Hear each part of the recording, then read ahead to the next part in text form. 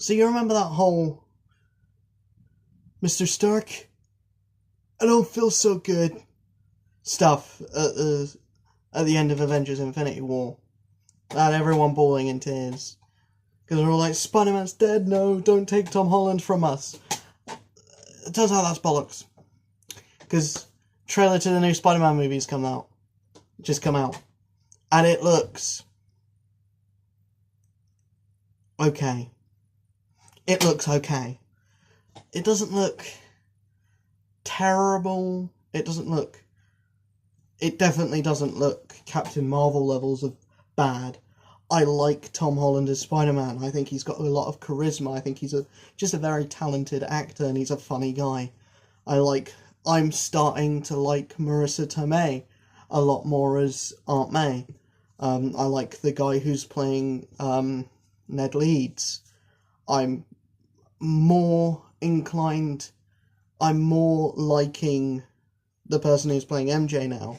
I don't like the fact that they've completely changed Mary Jane's character, and now they still have that bait and switch at the end of Spider-Man Homecoming. I like that this is going to be the first time that we see Spider-Man and Nick Fury team up and like actually meet each other. It would have been nice if Nick Fury had stayed dead at the end of Infinity War, because now we pretty much know that Nick Fury and Spider-Man are gonna be alive. We know that they're coming back at the end of Infinity War. So that's two people that we can say, yeah, they're definitely coming back. The villains. That's where I think the problem's going to be. And not the fact that the villain looks shallow or they don't seem to give him any character. It's the fact that there's too many of them.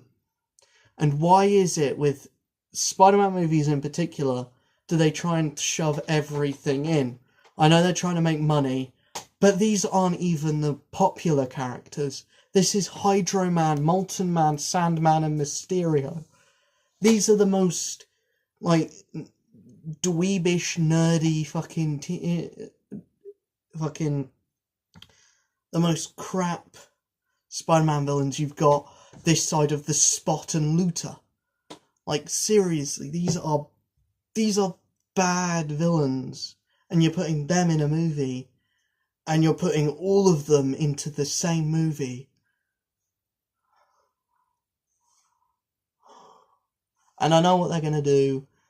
Like, these three villains are going to be big monsters to fight. That's what I loved so much about Spider-Man Homecoming. It's the fact that the villain was so down to earth, and the fact that it was such a grounded movie in this series that's had big intergalactic space fights and Norse gods and monsters fighting each other, and you've just got some guy versus another guy who's just trying to make ends meet.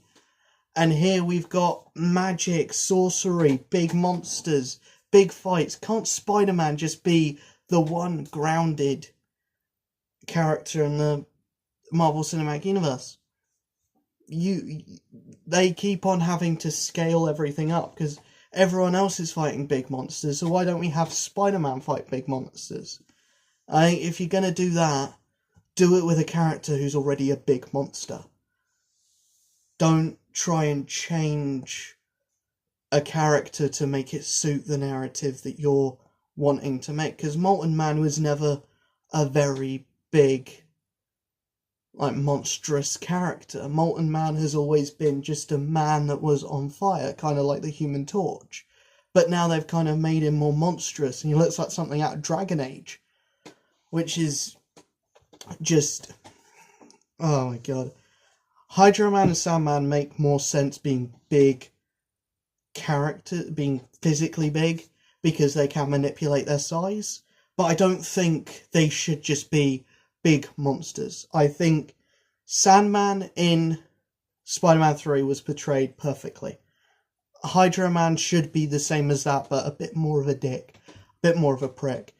And maybe, if you're going to do that, save Hydro Man to be a secondary villain in a film where there's maybe 2 villains.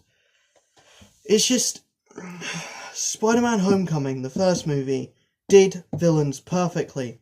It had a kind of a secondary character that didn't have much in the form of storylines to go off of as the secondary villain, and then had the main villain be a guy that you, in any other respect, would probably root for, because he's just a guy who's trying to make ends meet, trying to put food on the table, but he just happens to be doing it as a criminal.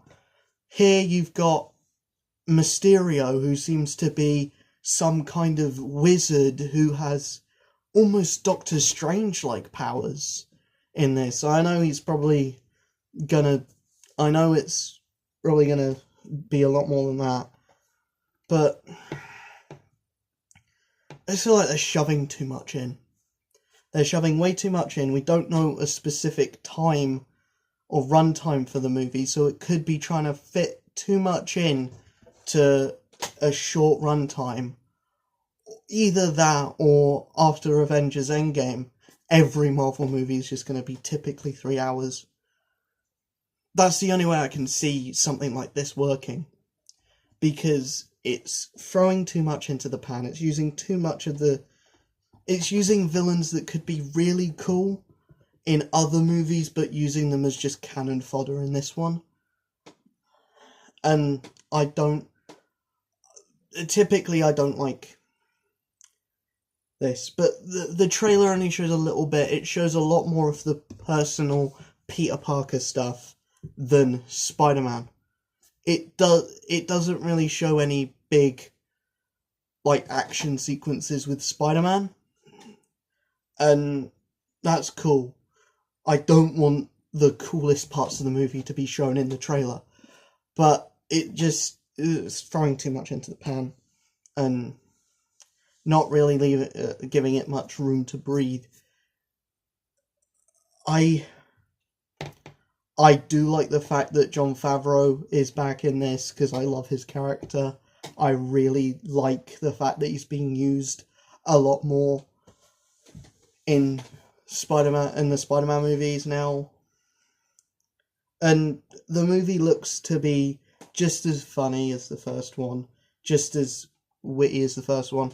Apparently there's going to be another Avenger in it. Possibly Black Widow. I don't know. But apparently they're supposed to spin off a Spider-Man live-action TV show as well on this Disney streaming service. So maybe this story that they're going with for the movie, where there's 3 big titans, Sandman, Molten Man, Hydro Man, and Mysterio as well, seems like something that would work more as a season, or at least half of a season of a TV show, more than it would a 2-hour-long movie. Because I don't know, it seems,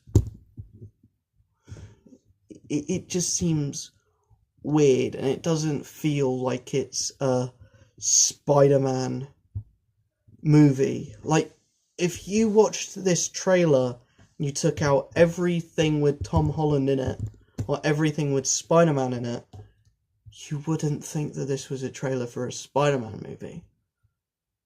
And that's kind of worrying. It's really worrying.